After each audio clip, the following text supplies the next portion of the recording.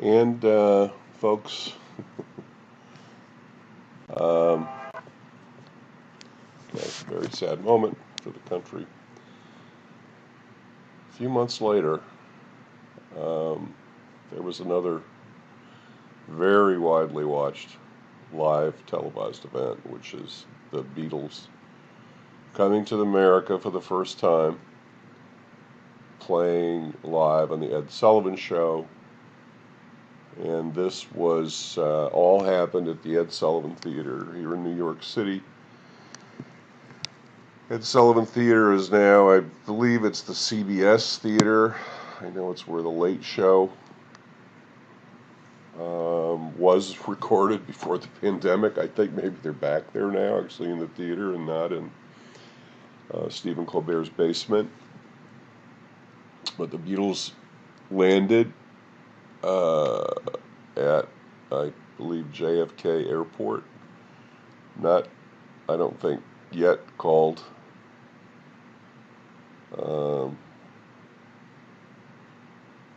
Kennedy Airport. Might have been Idlewild or something airport at that point.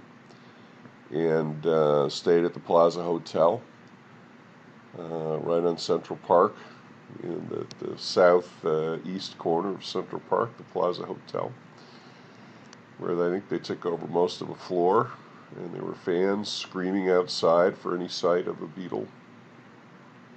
There was already been some songs released here that were starting to do well. It was a very different sound, I can tell you, from what we were used to listening on our transistor radios or in our cars to rock music. It was just different.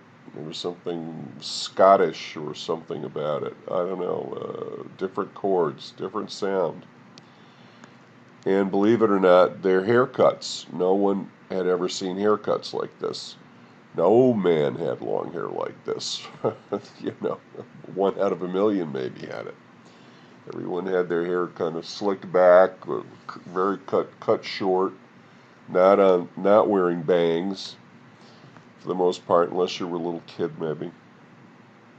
So the haircuts, the sound of the music, and the press and the country were anxious for something happy. I think something upbeat, something young, something fresh to take the place of John Kennedy, who was the youngest president to date when he was elected. And he was something fresh and he was something new. And even though there were issues about his behavior in terms of how he treated women, nothing violent, but he was very active. I don't know, it's early in the morning, so I can't come up with enough euphemisms for it. I mean, he was having sex with people all around him, all the time, in the White House and elsewhere. Um, and this came out years after his presidency. Anyway, I digress.